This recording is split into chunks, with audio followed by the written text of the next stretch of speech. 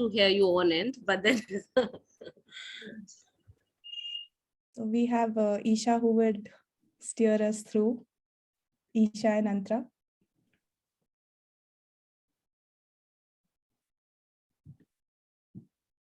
Good evening, everyone.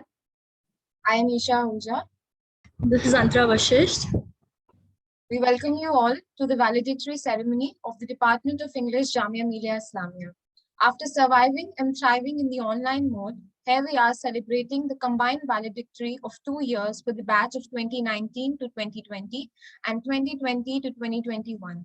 It gives me immense pleasure to see all of you, and I hope that this event will lift your spirits. I would like to invite Professor Simi Malhotra ma'am, the head of department, to open the event. Thank you, Isha, and thank you, Antara. It's so lovely to see both of you. Dr. Shumana Roy, our chief guest this evening, Dr. Shubhi Abidi, who's the ELA advisor, all the faculty members from the department who have joined, and our very, very special guest today, which is the batches of 19 and 20. I heartily welcome all of you, as also the other guests who have actually joined us. I heartily welcome all of you to this valedictory session. I'm really, really glad that in spite of the pandemic, I think we've been able to put this together. And though I've promised many of your classmates that this is not really the farewell that we want to give you, and hopefully once the universities reopen, we shall be able to send you off as we usually do in the style in which we usually do. So I hope that we will get that occasion and we'll be actually able to give you the send-off that you all deserve. But I also want to salute all of you. I mean, you guys have been such absolutely fantastic students. I mean, you've walked in step with all the challenges that have come, with the pandemic, and you have, just like we have had to ride through this particular period and this wave, you guys have done brilliantly well. And, all of you have done so well, not just in your academic life, but also participating in the life of the department. And I want to thank each one of you, and I want to wish all of you very, very well in whatever endeavors that you will follow as you leave the portals of the department. It's always good to see everybody come back, and I hope that this valediction is not a sad event to see you go, but to tell you that the department stays, and you guys, having walked through the department, are always a part of the department, and you're always welcome back. And some of you will come back in some way or the other, but the others also who do choose to take other paths in their journey, I hope that you guys will also come back to us. And I want to thank Dr. Shubhi Abidi, the ELA advisor, and her team of people for putting together this valedictory. And I can't but not say something about the chief guest, that is Dr. Shumana Roy. I want to thank her profusely for agreeing to be part of our valedictory.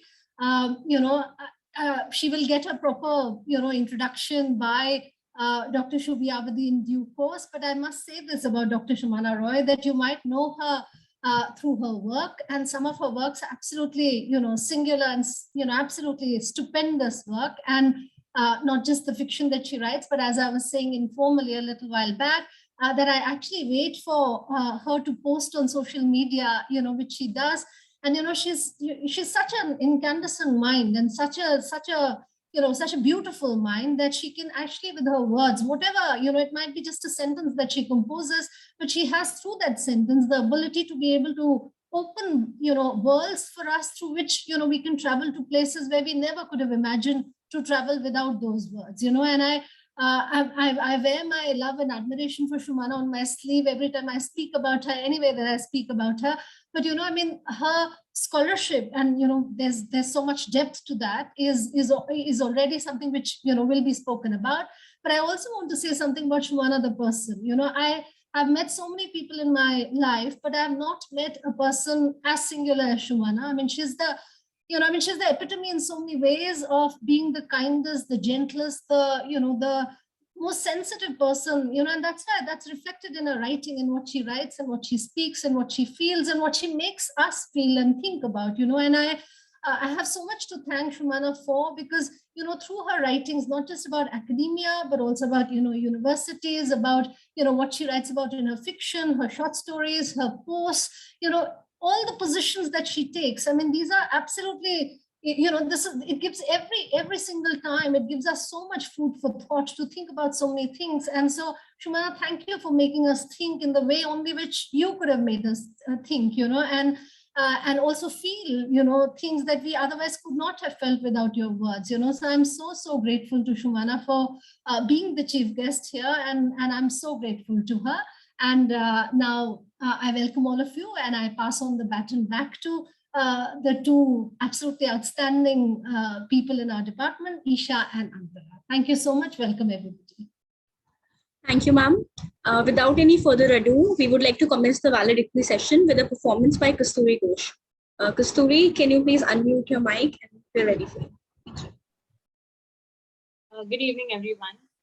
I'll be presenting to you my rendition of Eric Clapton's one of the most famous songs that he's ever sung, Wonderful Tonight. I hope you enjoy it.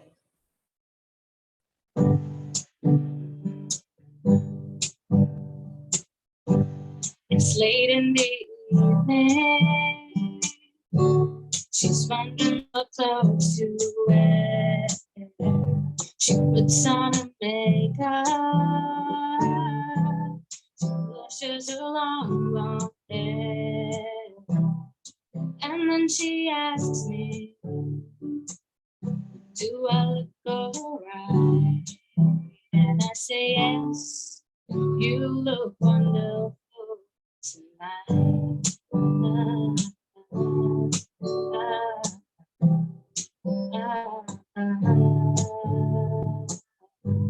We go to a party and everyone turns to see this beautiful lady walking along with me. And then she asks me, do you feel alright? And I say yes, I feel wonderful tonight.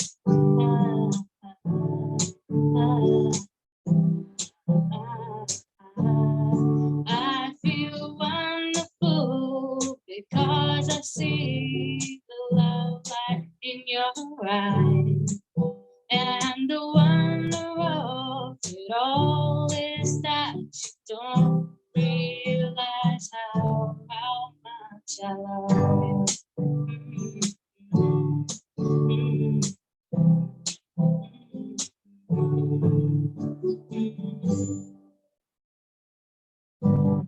Thank you. Thank you, Kasturi, for such a delightful performance.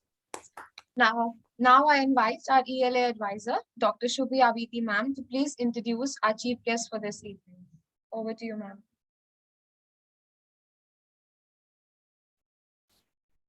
Good evening and welcome to all present here.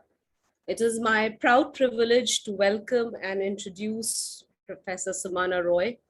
She's a celebrated Indian writer and poet. In fact, Indian Express calls her one of the most original writers in Indian English writings today. Her works include How I Became a Tree, a work of nonfiction, Missing, a novel which was published in 2019, Out of Syllabus, a collection of poems, and My Mother's Love and Other Stories. Her unpublished novel Love in the Chicken's Neck was longlisted for the Man Asia Literary Prize 2008, and her book How I Became a Tree was shortlisted for the 2017 Shakti Bhatt Prize. In fact, I was personally impressed by Samana Roy's literary corpus because she raises very profound questions about human relationships, role of women, and human nature. Her novel Missing is about the relevant question, what happens when the wife goes missing? And she believes that significant epics like Ramayana, Iliad, and Odyssey emerge out from this question too. Her novel Missing makes us think that why men are allowed to go niruddesh, whereas women are denied this possibility. Dr. Samana Roy is not only a writer, but also an established academician. She's a professor at the Ashoka University. She's also been a Carson Fellow at the Rachel Carson Center for Environmental Society. She was a full-time visiting fellow at the South Asia Program, Cornell University, and a fellow at the Plant Humanities Lab, Dumbarton Oaks, Harvard University. She's also a columnist and writes a monthly column entitled Trilogy in the Hindu Business Line. And she has also edited a book called Animalia Indica, which is the finest animal stories in Indian literature, a collection of 21 animal short stories written in English and translated from vernacular languages. And I now welcome Dr. Sumana Roy to give her valedictory address on the title On Remaining Minor.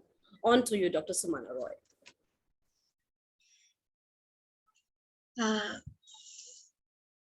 Good evening, all of you. It is hard to say thank you to anyone because the words always seem insufficient. On Zoom, they seem even more empty. So what do I say to tell you that I'm very moved that you, all of you, think me worthy of your time and attention on a Saturday evening. There is so much to do and so much to read in the world today. That you are here, all of you, and have given me half an hour of your time. That too, to hear me speak about my own indulgences is a gift. Thank you for this gift. These gifts are precious, and I will remember this always. All your words with gratitude.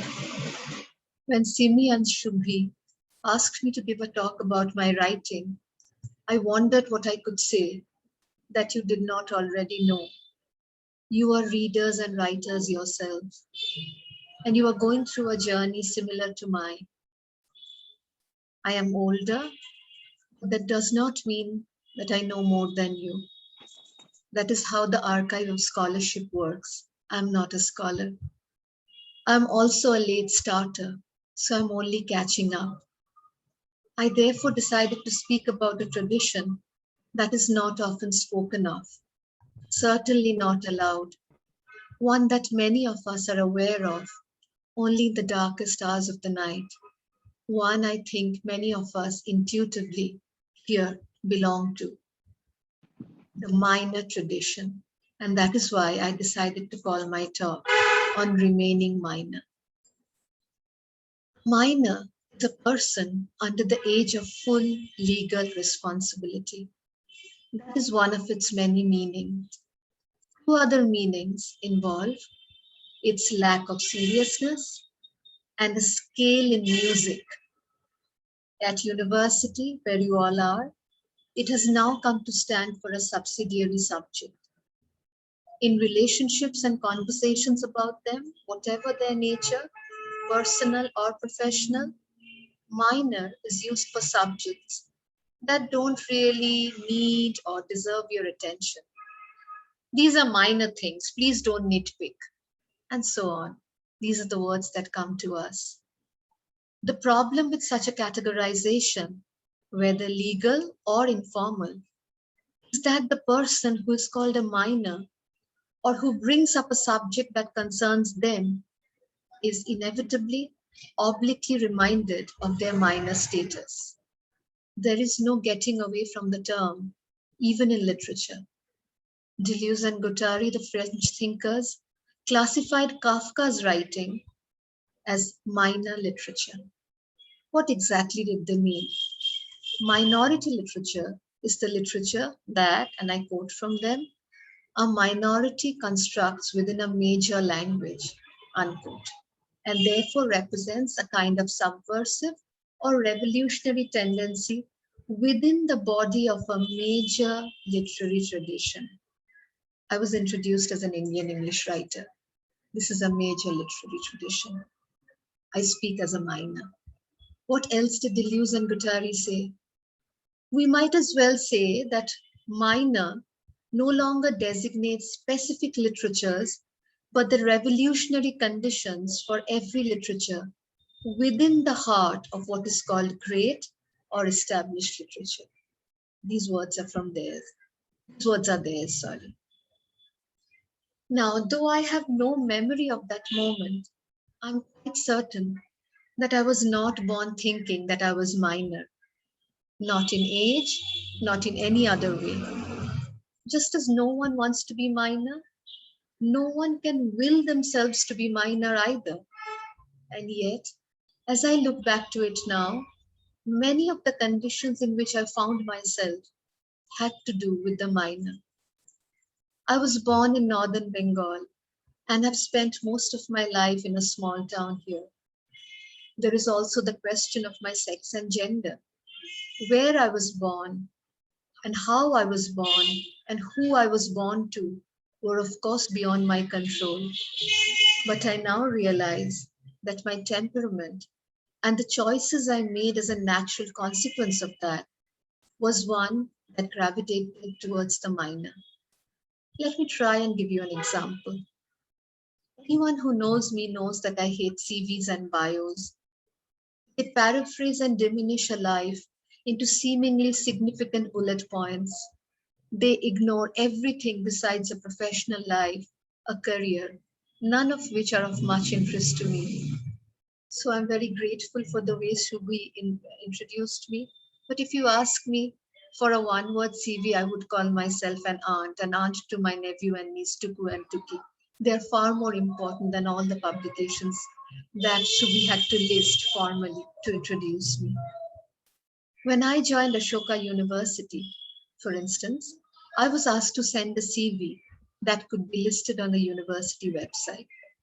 Months passed, and in spite of multiple reminders from an extremely patient and kind admin person, I failed to send them what they called a brief bio. A brief bio, no matter what its length, is anything but a minor form in our times, as you know, from having observed many such bios that attach themselves like price tags to the cover of books. But I eventually had to send them one. It was actually in such a moment of crisis that I realized that I was a resident of the minor, that I had been a resident of the minor without realizing it. The template of Professor Bio had a paragraph about the courses we taught. It was while writing this that I realized that the courses I had taught until then on the poetry and the essay had been a study of what have become minor forms in our capitalist publishing times. It was, I will confess to you, a moment of acute self-awareness. One doesn't necessarily like what one has become, and much of what we become is beyond the control of the will. This was the first time in my life I would use the word minor for myself. I was teaching the minor forms. Writing something seems to create legitimacy. The word minor had been used for me once when my father had opened a bank account or life insurance policy in my name. I had taken it as seriously as a child can take life insurance policies. But now I was older, and it was around midnight when all the difficult questions about oneself grow girth and return to us. How had I become a minor? And also, how does one become a minor?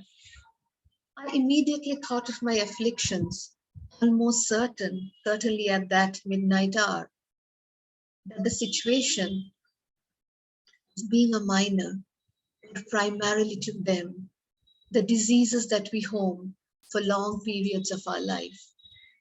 Why had I wanted to become a tree? I asked myself. It's one of those questions that no one else in the world can answer.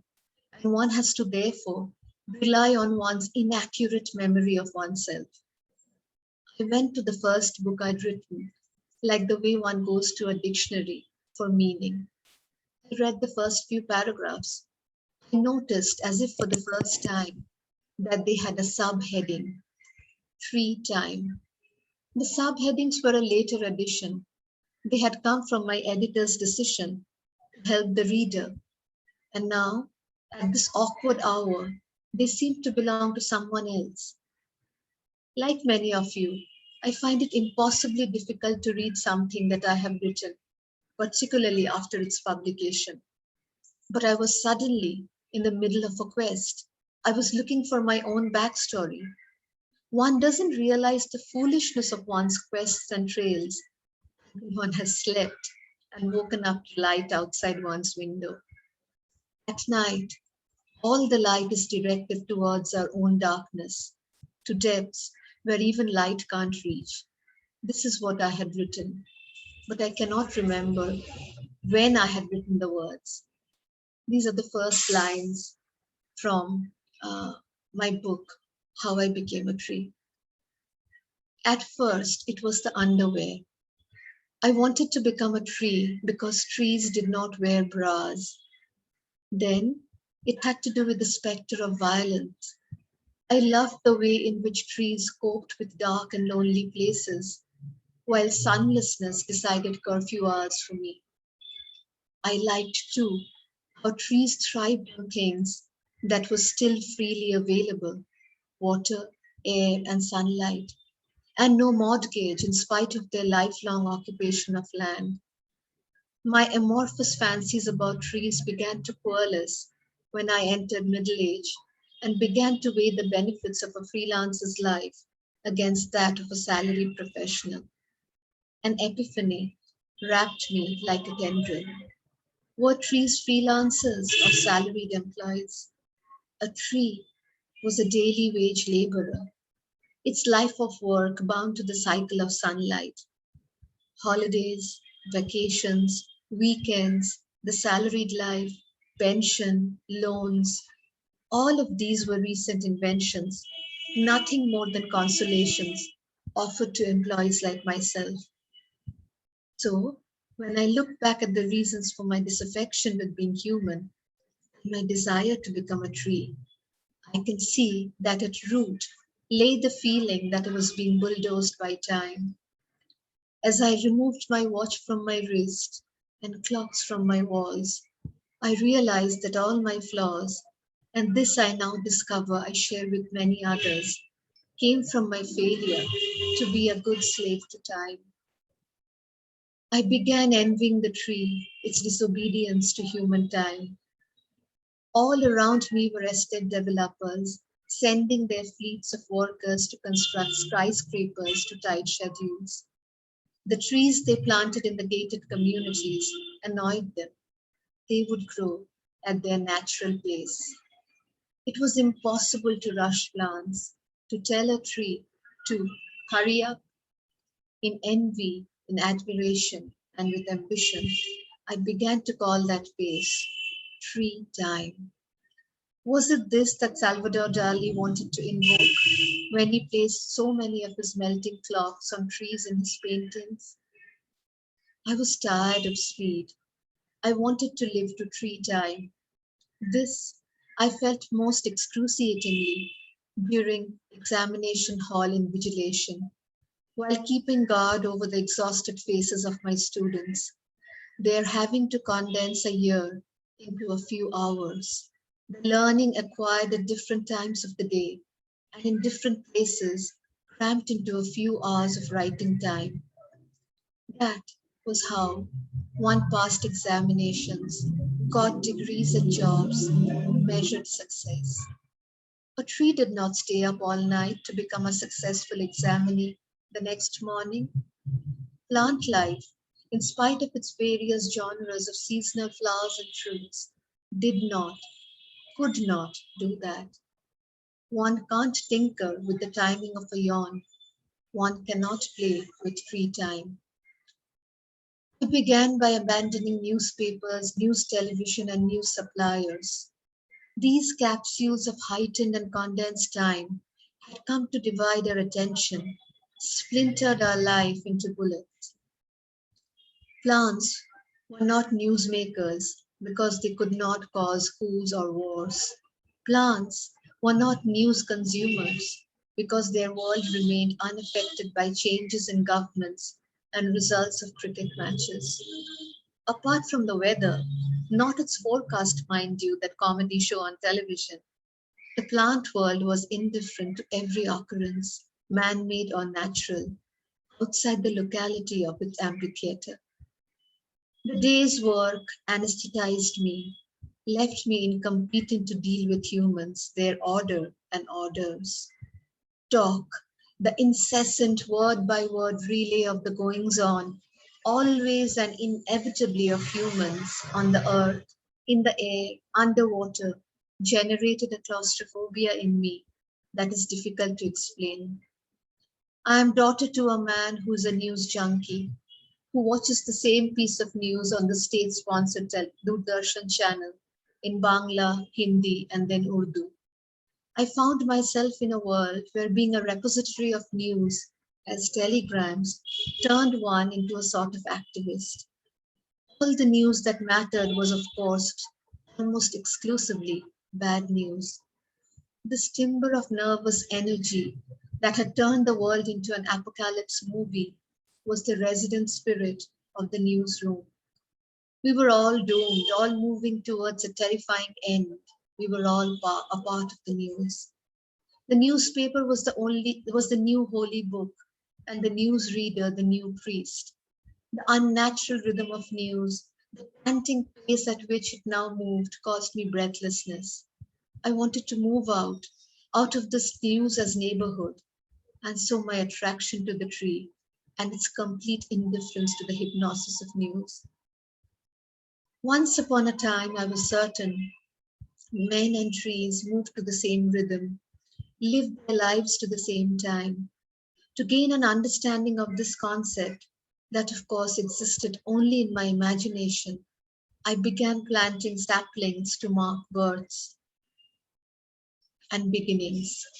When my nephew was born 5 years ago, for instance, I planted a neem tree in our backyard. The little boy stands at 3 feet or so.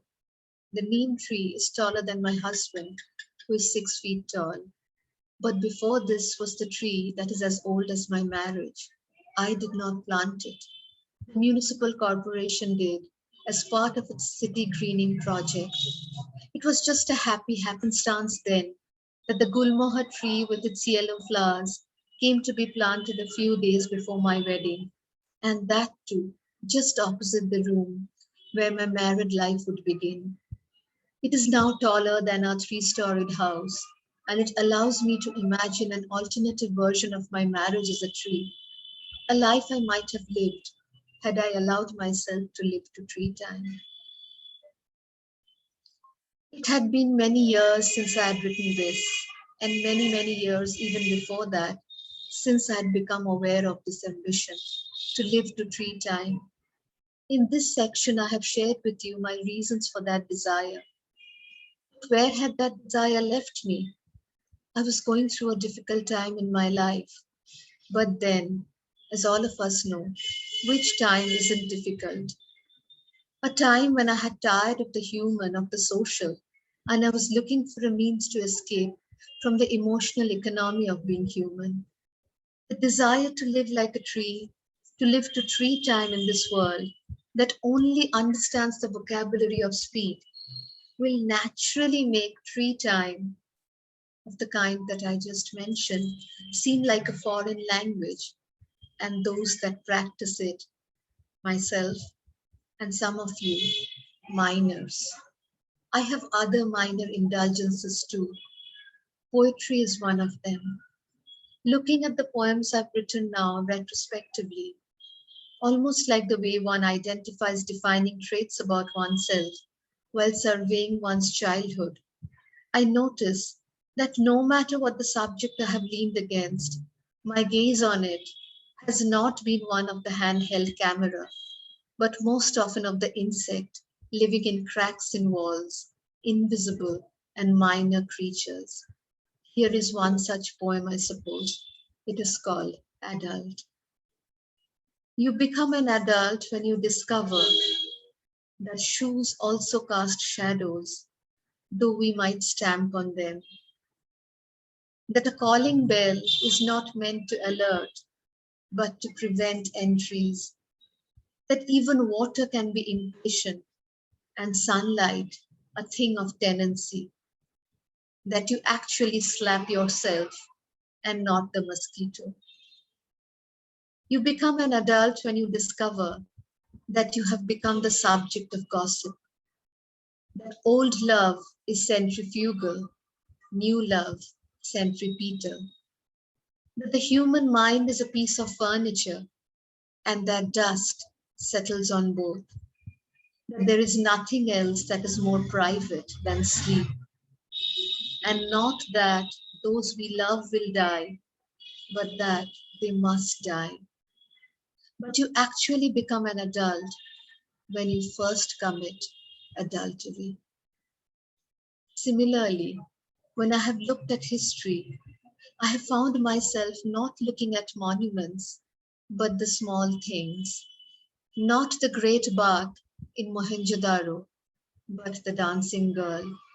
This poem is called Dancing Girl Mohenjo-daro. It begins with an epigraph that I won't read for lack of time. Imagine you dance is to cross the highway like a child, not low in length from breath, and then to ask the question, were you woman or child with your hand on that waist? History, like pedophilia, has a way of turning girls into women. For man is like time, impatient for chests to grow monuments. 5,000 years, 50 million textbook stares of your hand on that waist.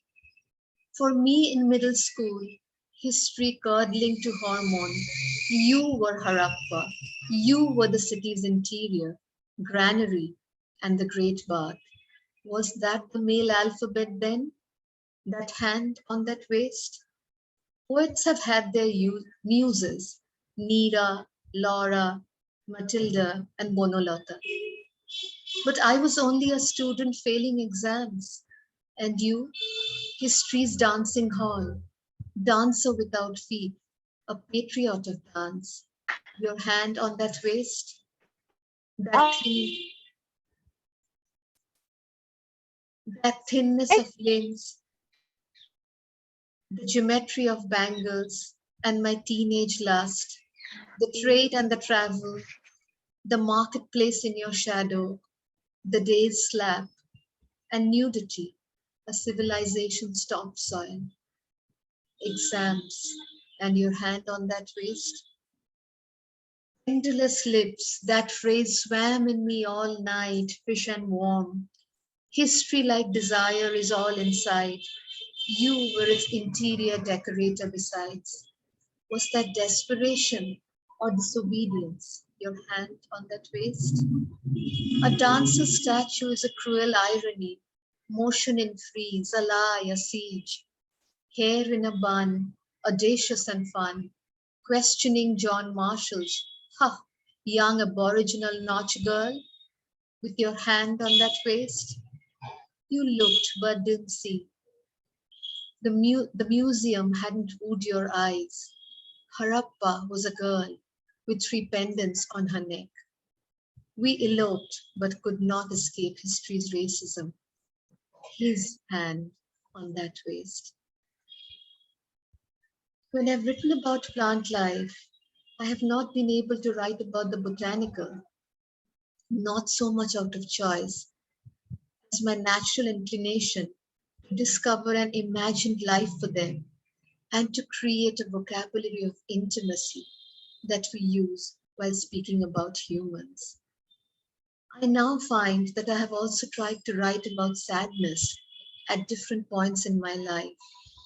Sadness, as you understand, and I hope all of you young people never experience it like some of us have had to, almost as a constant. Sadness is one of our great secrets. All of us experience it, but we are expected to treat it as one does a minor ailment, like a common cold, something that will take care of itself. Happiness is the aspirational and major form. We must smile in our photos. There are no Facebook profile photos of us crying. I did not set out to write about sadness. No one does. But I have discovered its unexpected presence in the most unlikeliest of places, as in this poem about the Kanchenjunga, the mountain peak that we can see from Siliguri where I am. The poem is called Kanchenjunga. My eyes are cloudier than the day, cloudier than time, than disease. In my throat, the mountains and their requests to move. Sadness lays eggs easily. Its reproductive cycle like an insect. I wiped my eyes again, as if these tears were blankets I was folding for a future season. In front of me are backs of heads, as if the Kanchenjunga were a painting and Batasia Loop a museum. Over their heads, I expect to see it like a letterhead, but it's not there. My body's absorbed my heart like blotting paper. I crouch in pain. I'm about to burst, as if I were a pipe whose waters solidified. Sadness feels like that. Hard. Hardening of what once was soft, liquid and delightful, like love on bread. Kanchenjunga doesn't appear. There's disappointment. It's as if the mountain hasn't kept an appointment. Umbrellas open like rusty guns. They carry the crowd like boats. And soon as the rain grows fluent, ant-like drops stab the skin, like ambulances without adjectives. Wet, like a request. I sit by a culvert. I wait, like a utensil, collecting water that has no use. This, too, will harden inside me, like the icy peaks of Kanchenjunga.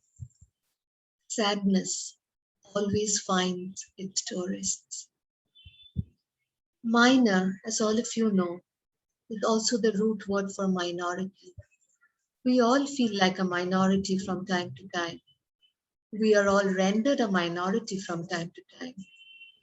Where I was born and where I grew up, as I said, in a provincial town in northern Bengal, would naturally make me a minority of its own kind. By this, I do not necessarily mean a feeling of victimhood, but more the inheritor of a seemingly invisible tradition of provinciality, particularly in the way I see and feel and think and experience the world, and consequently, my aesthetic and politics. I felt the urge to write about Shiliguri, my hometown, because I felt deprived, that it had not been written about. I think all art springs from a sense of deprivation. One wants to write about something because it has not been written about, though increasingly, as you know, because of the peer pressure, people write because of the peer pressure we see on exhibition on social media. People write on a subject because of the opposite urge, because it's trending, because everyone else is writing about it. Small town origin, plant life, poetry, photographing walls for nearly 15 years now, and other favorite genres such as the letter and the interview, animal life, my love and affection for the elements, for emotions, for experience. I'm mentioning this to you almost in the manner of a catalogue for want of time, just so that you can see how these are all minor in a major literary tradition. Believing like Nietzsche that all philosophy begins from autobiography, I have only tried to write not about myself, but a literary, sensory, and emotional history of a people that have been ignored by the metropolitan gaze. I have wanted to write, to record provincial life and its fascination with various things, including the English language and its literature, and its various intimate histories of obsession, of fear, of affection, of desire, of power and relationships brought together by living in language. Who is the provincial? Why had someone called me a provincial? Why do people call us provincials? Why was Shakespeare called an upstart crow? Shakespeare, why was he a provincial? How was he a provincial? What marks the life and intellectual habits and secrets of provincials? What is the difference between the figure of the subaltern and the figure of the provincial? And why has it not received any intellectual or scholarly attention? So you can see that it was this lack of scholarly attention that led me also to write essays on the post-colonial syllabus, for instance. One of my aims is to establish the provincial as an intellectual category, not in terms of victimhood at all, one that is dependent on socioeconomic class and geography, of course, but one that is rendered invisible because of the homogenizing nature of its courses that have otherwise enabled an investigation of marginalizing systems of race, caste, gender, and class. This, therefore, is not only a phenomenon of the post-colony, but of all kinds of provincial life, as true of Flaubert's Madame Bovary, as Ernie Enoch's No Man's Land, as it is of Thomas Hardy's Wessex and Faulkner's American South, and the poems of John Clare and William Wordsworth. How does provincial life affect the aesthetic, politics, publication, and reception of this literature, of our literature? Whether it is the metropolitan gaze or post-colonial studies that has remained indifferent to provinces like ours, the reason I felt the need to write about our reading histories in an essay called The Provincial Reader, or an anthropocentric gaze that cannot look beyond human-centeredness, the reason I felt the desire to write about plant life. Where are the books about plant life in Anglophone India, for instance? Or whether it's the forms I like to live in, the poem and the essay and the letter and the interview as literary genres, none of which, as you know, are publishers' favorites, or writing and teaching about emotions, the rasa theory, for instance, and how to read and write with one's emotions, something that is ignored by our head-heavy pedagogy. As all of you know from your own experience in the syllabus, I've tried to write about my body, about my ailments, about bodies in my poems, and about various kinds of ailments that are not diagnosed in My Mother's Lover and Other Stories, of a poet whose writing is seen to be an ailment by her family, an insomniac's experience with sleep therapy, a woman's obsession with getting rid of plastic, a young woman in Darjeeling, desperate for a drop of water, a student fixated on reading a love poem as the failed relationship of her parents, a Nepali student passionate about proving that Nepalis are not stupid, a mother not very different from mine, who can no longer differentiate between her heart and her head. To be minor is therefore to always be out of syllabus. That is why some of us will always remain minor. It is not a bad place to be in. Thank you. Thank you. Thank you, Professor Sumana Roy, for such a sensitive, soul-stirring, refreshing and gratifying lecture. In fact, it was a brilliant blend of mellifluous rendition and profound thoughts. And I think this lecture will be remembered by all of us for a long, long time to come. Thank you, Dr. Sumana Roy. Thank you, Shubhya. Please call me Shumona. You don't have to call me. It just seems like some other person. Thank you very much. Okay, thank you. Thank Okay, you. so on to you, Antara. Thank you. Thank you so much, ma'am. I would now like to invite Tajalli for her performance. Can you hear me, Antara? Am I audible? Yeah. Before I begin my performance, I would like to express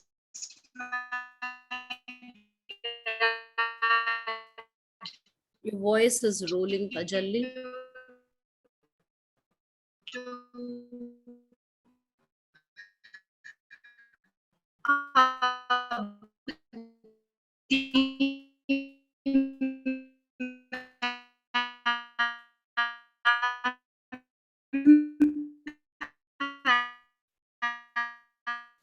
Can someone message Tajalli about the disturbance in the audio? maybe we can wait for Tajalli to improve and we can go back to Tajalli again. Or should we hope for our network to improve? Of reciting one of my poems in front of Smita, I think you should call up Tajalli and you should tell her, because I think she may not be realizing that her audio is not, clear. So maybe one can just tell her and we can move on to the next one and we can go back to probably Tajalli, once audio improves. Yes, Sandra, please move further follow the other performances. I would like to invite Hanzala Mujibi, who will be unveiling the English Literary Association magazine for the years 2019 and 2020. Over to you, Hanzala. Hello, everyone. Am I audible properly? All right. So my greetings to all who are here today, teachers, guests, and students. It feels nice nowadays to be a part of a gathering, albeit online. Today, on our valedictory ceremony, we are to unveil the magazines of the year 2019, 2020, and 2021, 2022. You must be wondering where the 2020 and 2021 magazine is. Well, it lays buried somewhere with the Indian healthcare system. There's a bit of gallows humor for you if anyone likes that. So I'll begin the presentation right now, and along with that, I'll be talking about some of the experiences that I've had as a member of the editorial team throughout my Bachelor of Arts. And if someone can confirm if they can see the screen or not, that'll be really helpful. Yeah, we can see the screen. All right. The English Literary Association, abbreviated as the ELA, is a body within our English department which deals with a lot of literary happenings, including the annual magazines. When I joined the Bachelor of Arts in English, I came to know of the annual magazine that that was published in the department, and it became an instant goal of mine to be a part of it. I was fortunate enough to be selected as an editorial member in my first year of BA. I was the only first year student to have been selected. All that is due to the foresight that our ELA advisor, Dr. Shubhi Abidi ma'am, holds. She's truly a worthy leader for this task. When Shubhi ma'am came to know of my creative background, she insisted that I design the entire magazine myself. I was understandably scared, a first year student with a huge task ahead of me. But I undertook it, and I came up with this. It was a proud moment for me and the department, as students genuinely liked the magazine. Design and aestheticism is something that is not paid heed a lot in our Indian society, but it is something that speaks volumes in and of itself. That is the reason I pay strict attention to each and every aspect of it. This was the first magazine that we published in the year 2018 and 2019. Let's move on to the year 2019 to 2020. The magazine's name came up to be Enigma. It is the magazine for the academic year 2019 to 2020. A lot had happened in the Jamia campus as well as around the world during this time. Without getting too much into it, in light of ours being a central university, which is told to steer away from politics, here is the cover design that I came up with. This period of time was like that of the succeeding era of the world wars. We were all in a flux. The world, in political and medical terms, was changing drastically. We knew not what was fiction and what was reality anymore. Having myself been subjected to torture by the institutions of the government on the university campus, I, in my state of perplexity, came up with the title of Enigma, a time period difficult to understand. And with it came the cover design, a visualization of the enigmatic times. On the editorial team that year were Asmita Pandey, Palki Chahal, Isha Ahuja, Basila Ayub, Mehnaz Hussain, Shruti Yadav, and myself, Hanzala Mujibi. And of course, overlooking all of this were two of the teachers of our department, Nishad Zaidi ma'am, who was the head of the department, and of course, Shubhi Abidi ma'am, who was the ELA advisor. We can't possibly talk about all the selection of writings in the magazine, but quickly skimming through it, here is a piece by Asmita Pandey, which was selected because of the narration it provided of the ongoing lockdown. It was named The View from In Here, and in this, Asmita Pandey portrays the pictures and the experiences of a day in a typical day in the life of a student who is trapped inside due to the lockdown.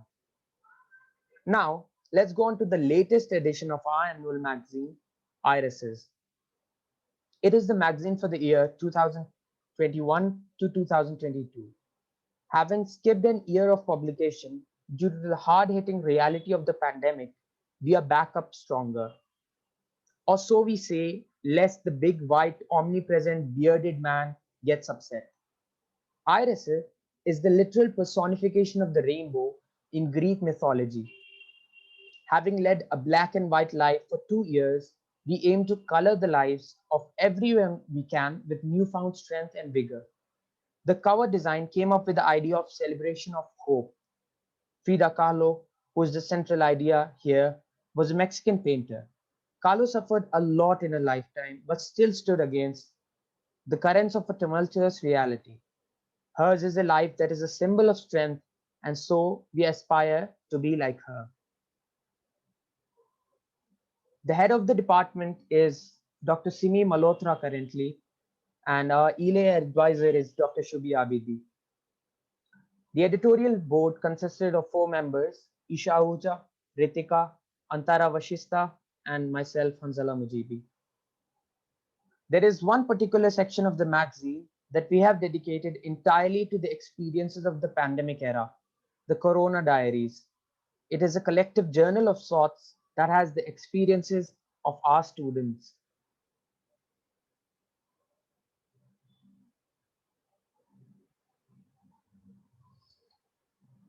That is all for today's presentation.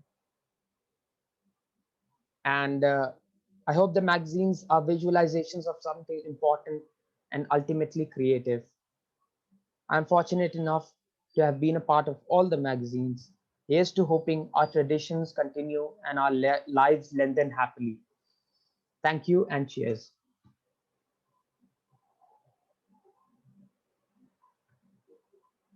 Thank you, Hanzala. Now I would like to invite Dr. Shubhi Abidi ma'am to present the annual report. Ma'am, over to you.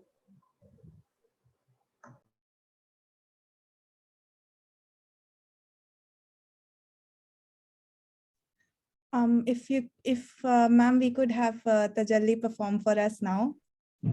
Yeah, okay, that's a better idea. I think let Tajalli perform and then we can go ahead with the annual report. Am I audible now? Yeah. I am sorry about that. There was some network issue. So before I begin my performance, I would like to express my gratitude to Abdi ma'am and to the Department of English for giving me this opportunity of reciting one of my poems in front of Professor Roy. It's an honor. This poem was written in 2020. Winter is approaching. It is warmer than last year.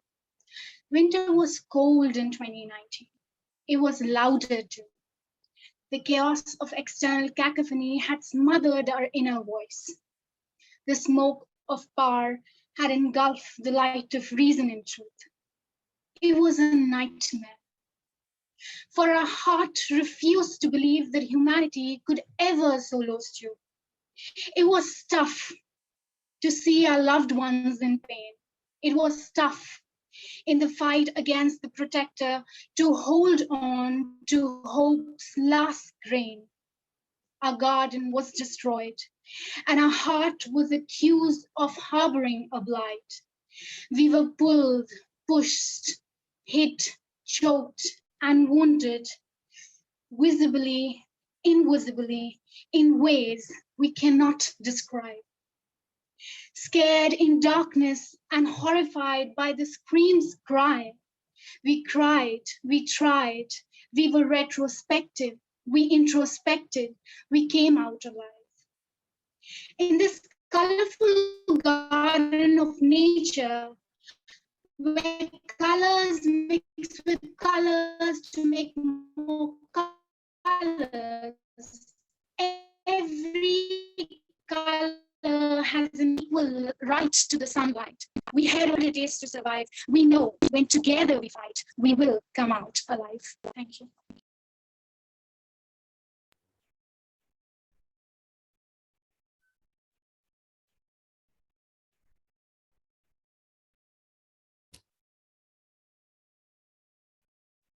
Thank you, Tajalli, for this beautiful performance.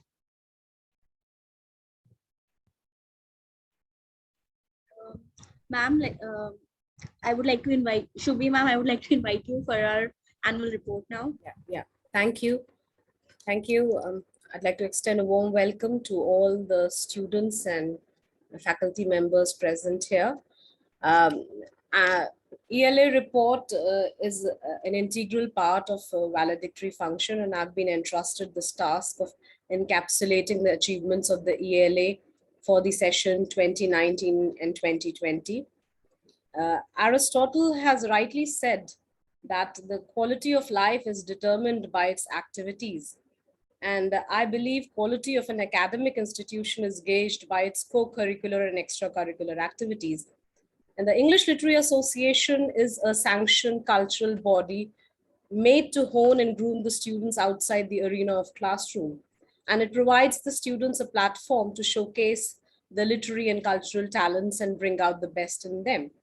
To enrich and cherish the overall learning experience of the students, the English Literary Association organizes various literary and cultural events for the students to take part in.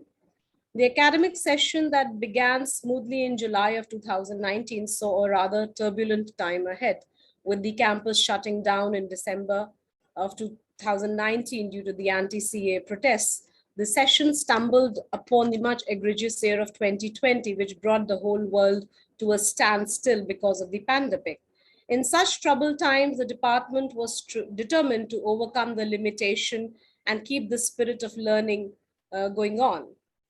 So the ELA event started with the stimulating slam poetry session, where we saw students across the departments come together to perform and enjoy poetry.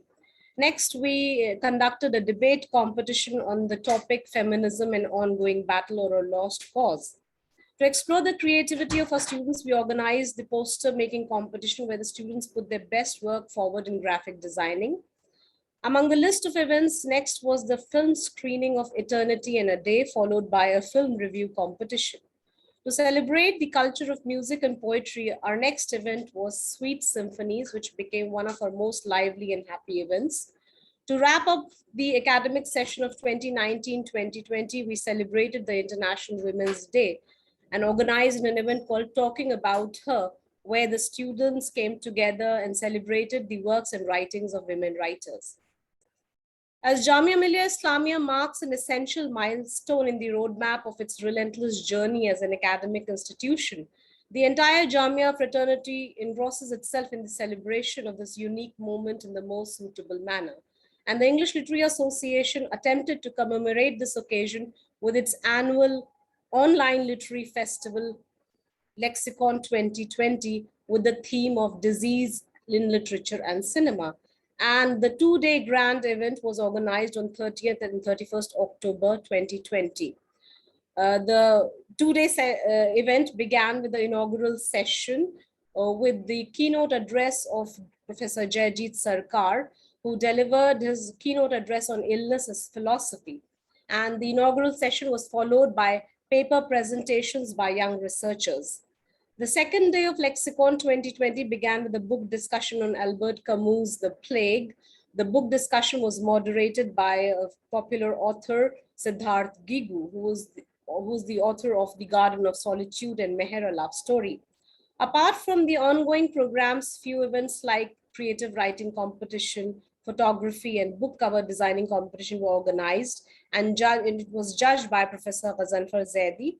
the head of the Department of Applied Arts, and an online photography competition was organized too, which was assessed by Dr. Suhail Akbar from Mass Communication Research Center. The creative writing competition on the topic Writing in a New Normal, Finding Hope in a Seemingly Hopeless Society was judged by Dr. Sabah Bashir. The two-day literary grandiose ended on October 31 with a star-studded valedictory session, which witnessed the brilliant oration of Ranjit Hoskote, the renowned poet and translator. And the event came to an end with the awards ceremony for the best research papers. And apart from the lexicon, ELA organized the other literary and cultural events like Just a Minute on September 2020, Let's Get Quizzical on October 9, and Slamming Out Loud. ELA organized a series of literary readings and book discussions to enable students to express their views on a number of books which were significant to their curriculum. Extempore and decode code competition were also organized to enhance the creative skills of all the students. The second phase of the corona really struck us hard, and most of the students and the faculty members were badly affected by it. So we couldn't be very creative, and we couldn't organize much, but yeah, we came out with the magazines, and here we are here for the valedictory session. So with that, I congratulate all the participants and all the organizers of the creative and literary and cultural events for the ELA academic session 2019-2020. Over to you, Andhra. Thank you. Thank you, Shubhi ma'am. Now it's time for another performance. Please put your hands together for Sugandha.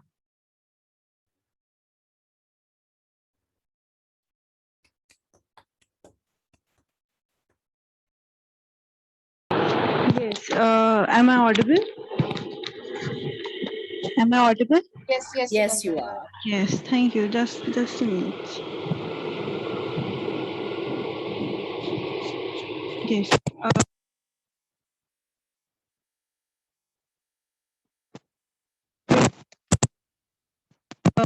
Sugandha, we cannot hear you. Can you please check? Am I audible now? Yes.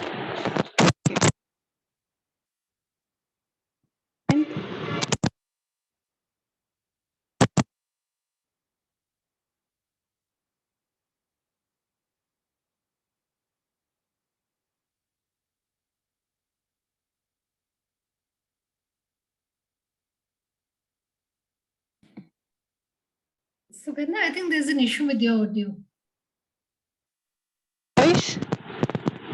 Yeah. Ma'am, is it more audible now? Yeah, it is better now. Thank you. Thank you for the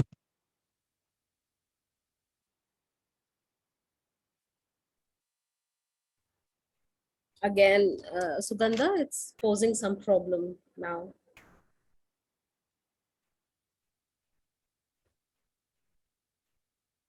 Sugandha, can you please check your internet connection, and we can have a performance later. Yes, Isha, please move further. Sure, ma'am. Talent and skills are the crops that are nurtured, grown, and should be given all possible opportunities to grow and grow. This is a much awaited event in every student's life, as it gives the return of efforts put by them throughout their academic endeavors. Now is the time we acknowledge the efforts and talents of our dear students through the prize distribution ceremony.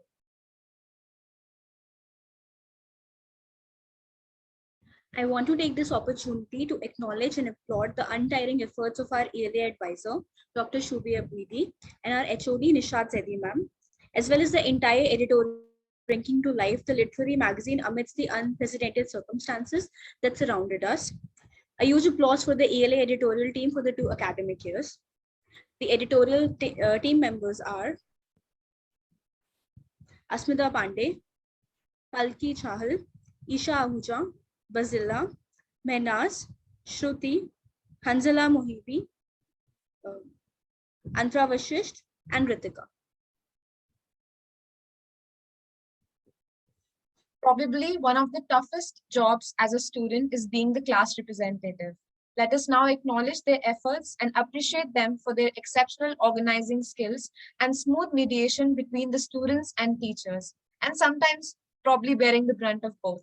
The class representatives for the year 2019 are as follows: Asmita Pandey, Uma Shankar Trivedi, Antara Vashisht, Vanshika Chavla, Mantasha Naseem, Faraz, Faizan Saleh, Jeena Siddiqui, Sania Ansari, and Rafat Gilani.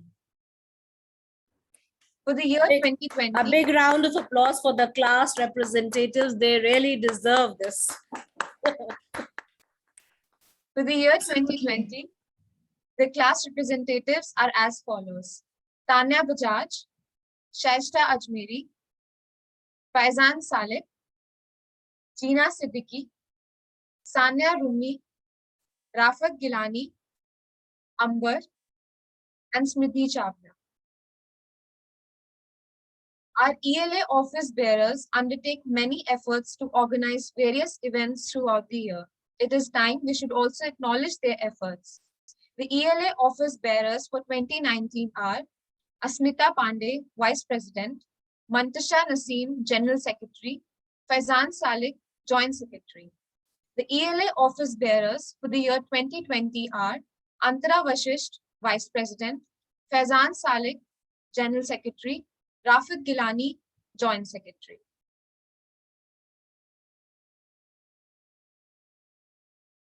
Throughout the academic year, we organized a plethora of extracurricular activities to provide a solidified platform to students to unleash their creativity. It is now time we acknowledge our beloved talented students. The winners for the slam poetry competition are Omanath Chetri, Sanya, Abhay, Vivek, and Zainab. For the debate competition, the winners are Nusrat Khan, Priya Chawla, and Sania Ansari. For the poster making competition, the winners are Samia Ashraf, Sufia Ali, Mantasha Naseem. For the film review competition, the winners are Shikha Sharma, Samia, and Rutba. For the Sweet Symphony competition, the winners are as follows: Adya, Hanan, Kasturi, Abhay, Omanath Chetri, Jaya Lakshmi, Sara Rahman, Vanshika Chavla, Sam, Priyanka, Haya, and Arhama. For the Talking About Her competition, the winners are Srijan Chawla, S. Faislin Amy, and Tajalli Fatima. For Just a Minute competition, the winners are Shivangi Nautiyal, Nisha Jain, Antara Vashisht. For Let's Get Quizzical, the winners are Shabnam Khan, Faizan, and Kirtiman Hazarika. The winners for Slamming Out Loud are Parth Bhatnagar, Hasin Ahmed, Ankita Banerjee, Tajalli Fatima. And the winner for the literary reading and discussion competition is Shivesh Singh from Aryabhatta College, University of Delhi. The winners for the extempore competition are Farzan Ghani, Amber, and Zainab Wahab. A huge congratulations to all the winners. To steer the course of the valedictory ceremony into a musical realm, I would like to invite Priyanka for her performance. Good evening, everyone. I will be singing a friendship song, Yara Teri Yari, and I hope you like it. Am I audible? Yes, Priyanka. Okay, thank you. हो मेरी जिंदगी सवारी मुझको गले लगा के बैठा दिया फलक पे मुझे खाक से उठा के ओ मेरी जिंदगी सवारी मुझको गले लगा के बैठा दिया फलक पे मुझे खाक से उठा के यारा तेरी यारी को मैंने तो खुदा माना याद करेगी दुनिया तेरा मेरा अफसाना। हो मेरे दिल की दुआ है कभी दूर तू न जाए, तेरे बिना हो जीना वो दिन कभी ना आए। ओ मेरे दिल की दुआ है कभी दूर तू न जाए, तेरे बिना हो जीना वो दिन कभी ना आए। तेरे संग जीना यहाँ, तेरे संग मर जाना। याद करेगी दुनिया तेरा मेरा अफसाना। Thank you so much. Thank you, Priyanka. It was such a treat to hear you. Now, I would like to invite Dr. Shubhi Abidi ma'am to deliver the vote of thanks. Over to you, ma'am.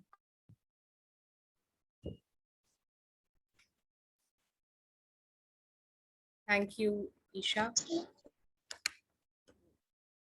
It is my proud privilege to propose a vote of thanks on behalf of the Department of English. I'd like to thank the chief guest, Dr. Sumana Roy, for coming here and being with us and delivering the scintillating valedictory address. I'd like to thank the former head, Professor Nishad Zaidi, for her constant support and encouragement.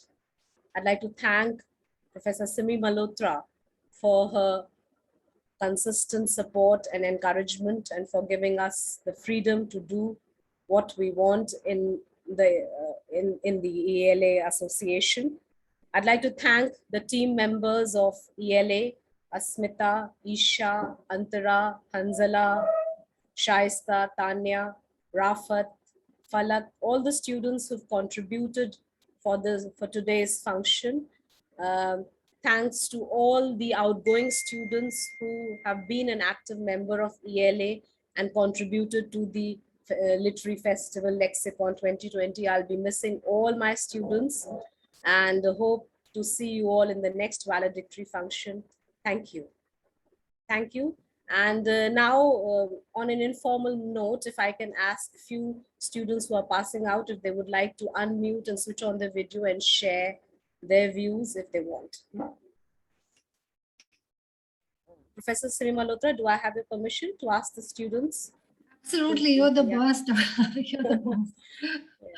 Yeah, please. So can I request few students who've passed out to please switch on the camera and unmute and speak few words? Ma'am, let's hope that I pass out successfully. Oh, you would definitely. And I'd like to give like my heartfelt thanks to all the teachers who have been there, and I've learned so much in my 3 years of college. And you have always been there as a mentor for me, and you've taught me so much. You've pushed me to do things that I never knew I could. So thank you a lot, Shubhi ma'am, because you've always been there. And all the other professors, all the classes have it's actually the best period of my life. And apart from studies, there were a lot of things that I got into in Jamia, and some things that I think I can't even talk about here to keep it apolitical. So let's keep it that way. And but other than that, was a huge like the whole period of time was really good for me. And let's hope that I come back for masters, but all of that depends on destiny and where it takes me. Till then, thanks a lot, and I hope to see you soon. Thank you, Anzala. Can I have anybody from Asmita's class? I have Tavleen Kaur here. Antara, if you can ask somebody from your class to please unmute, to switch on the camera and speak few words.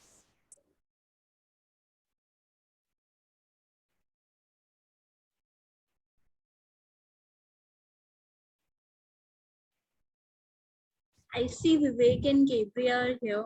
Yeah, Gabriel or Vivek. Arifa is here. Arifa Banu. Arifa, would you like to switch on your camera and speak?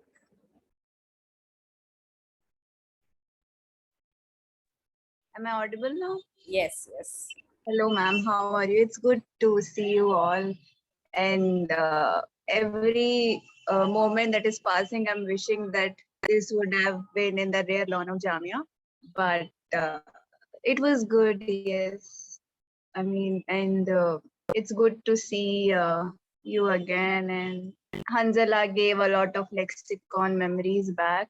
So, and I think with Jamia, it's that it's very weird because I still feel as if I'm still in Jamia because my physical classes have not started yet. So I just feel like, maybe if like when this is going to be over, I feel as if I'm going to come back to Jamia and sit in a class where Sabha ma'am is teaching and then we'll be laughing again. But that's a gap that is there. But yes, it was good. It's good to see you all. That's all I can say. And it also feels as if it's the same point where we are again, because Asmita Di is also here and Hanzala is also here. It's like Lexicon 2022.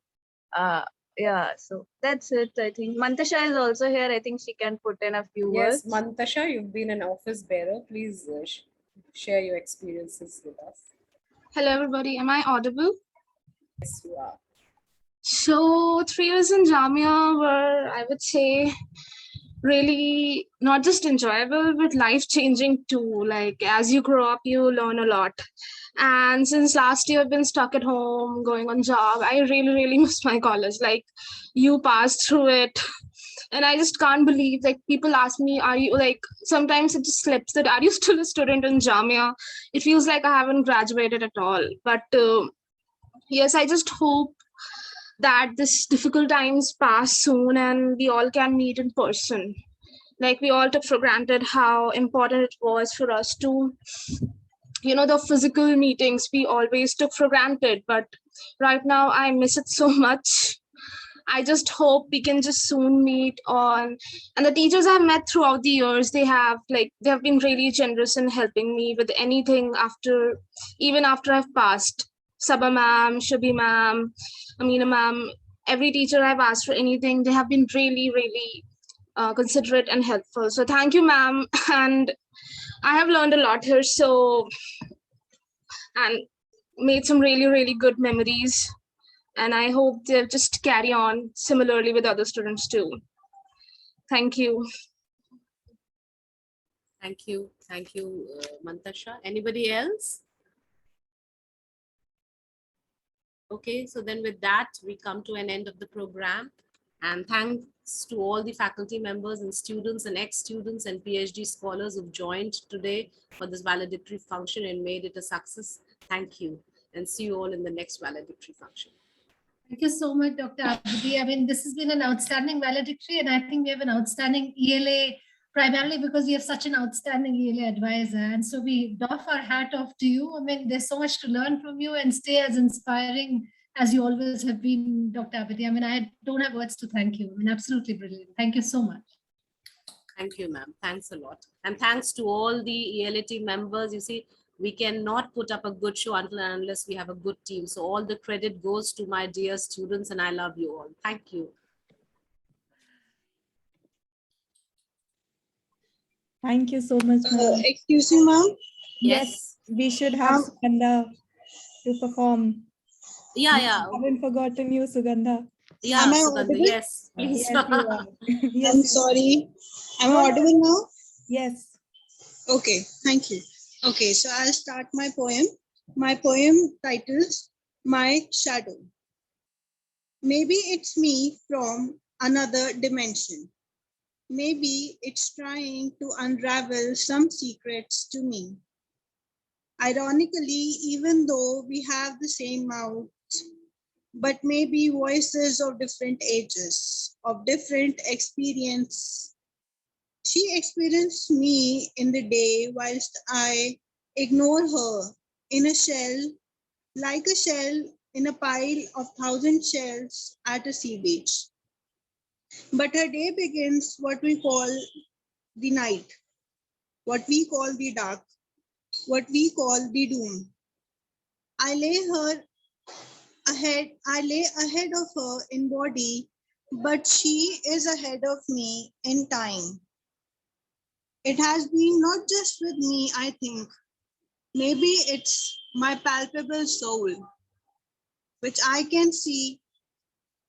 It's like, but it's like to me, sorry, subservient to me, submissive. Although I look for many, but you only walk along with me as a silhouetted me. You even walk with me in those harsh suns, elongating yourself to protect me, as if you carry me upon yourself as the divine described himself to be with me. Maybe you know all, before me, beyond me. Maybe you know my time and even those who are going to be with me, after me, before me. But you don't leave me, because I know when I see you, it feels like me from another dimension, a happier me, a free me, a new me. Thank you so much. Thank you, Sugandha. Thank you. So that was a very poetic finale to the program. So let's call it a day and see Hello? you all. Bye-bye. Hello, Yes. Yes, Gabriel. may I Yeah. speak? Yeah, please, if you want. Am Yeah. I audible? Yes, you are audible. Hello, everyone.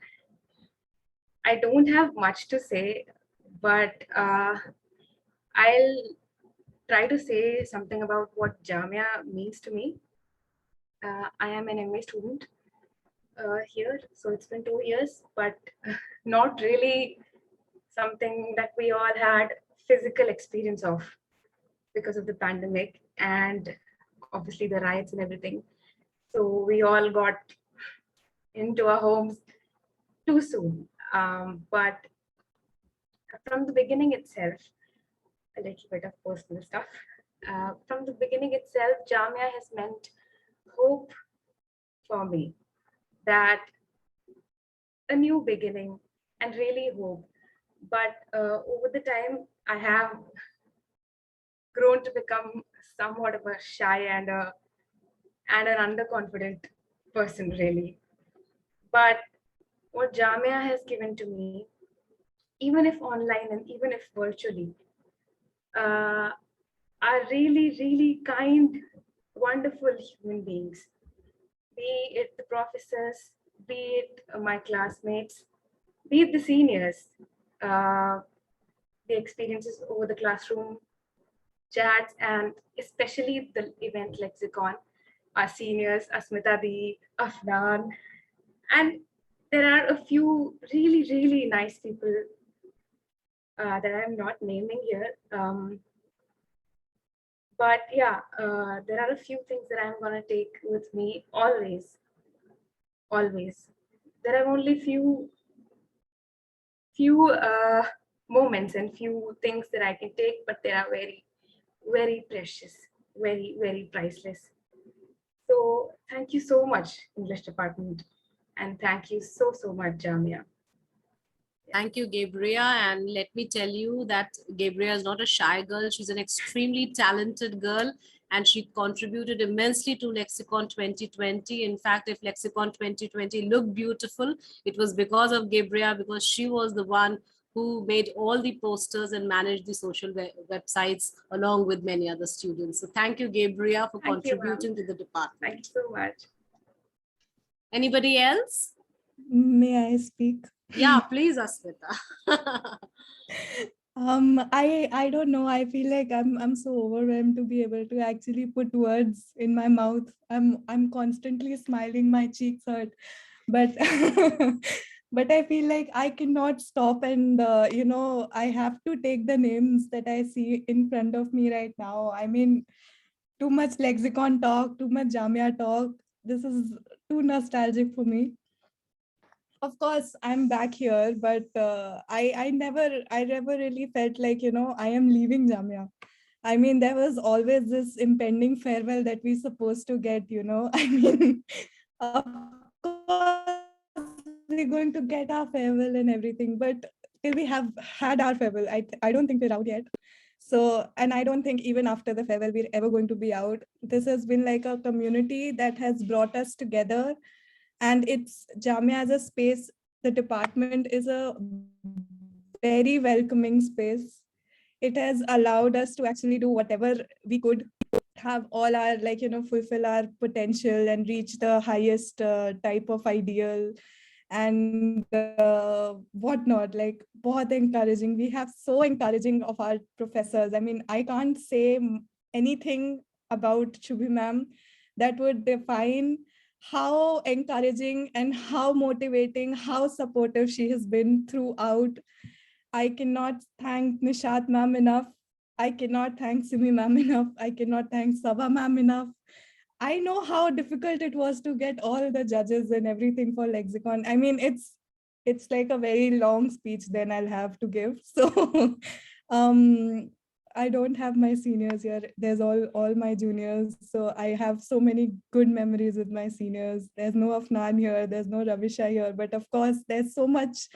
I don't know. Okay, I should stop. I should let others. I should let others speak. Please, please. Thank you so much. Thank you. No, we didn't have a farewell, so I deliberately introduced this part so that the passing out students can vent out their feelings and we can feel that, yeah, we really gave them a farewell, at least a platform to vent out what they want. Anybody else? Yes? Okay, so yes, somebody. I can hear somebody. Abhay wants to. Okay, yeah, please go ahead, Abhay. Yeah. Hello, ma'am. Hello, Abhay. Yeah, please go ahead. Yeah. Yeah, I'm Sajal.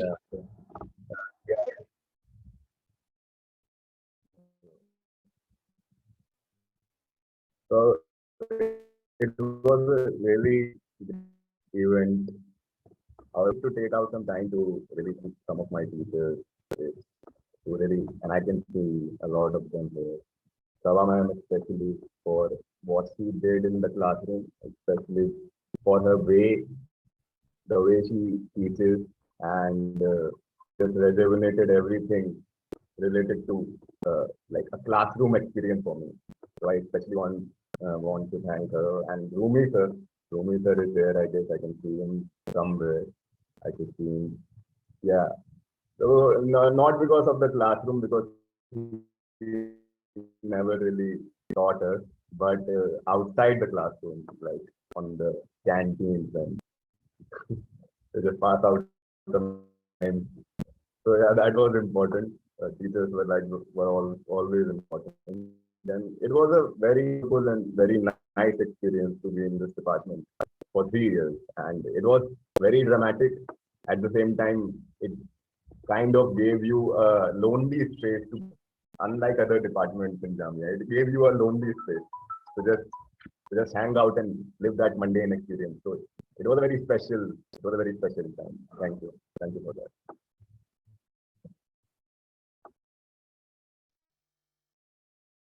Thank you, Abhay. And now Tajali.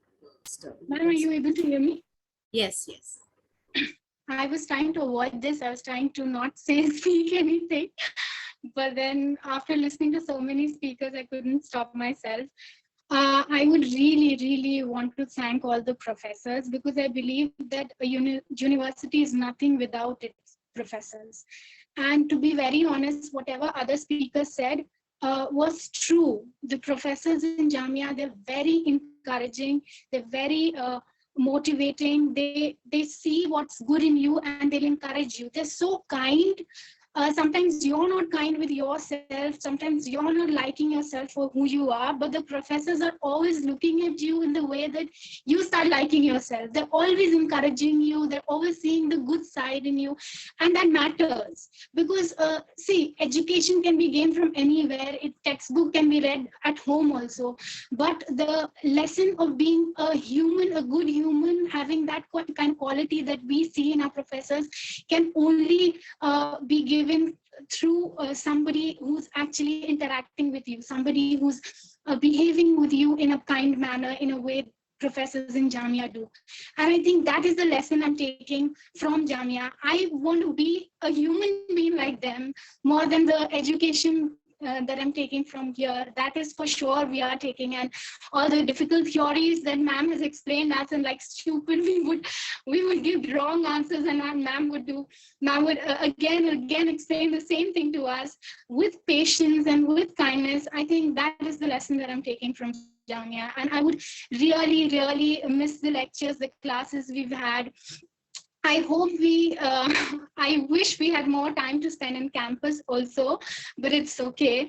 We had a different kind of journey to share with others. And also one more thing, that I was blessed to have bright minds in my class also, from with whom I studied, and they shared so much that it enhances your personality when you sit with people who have their own mind, who share their mind, and it was a wonderful journey. And thank you so much, Jamia. I didn't imagine that I will get into Jamia and will have such a wonderful experience in Jamia. So I would really like to express my gratitude to all the professors. Thank you, Tajalli. Thank you. Anybody else? Anybody from the passing out students? Huh? Okay, if not, then finally we can come to an end and call it a day. Okay, thank you all for coming. Thank you. Thank you. Thank you, ma'am. Thank you. Thank you, Ansara. Thank you. Thank you so much. Thank you so much. Thank you. Thank you, ma'am. Please be well, all of you. Take good care. Bye-bye.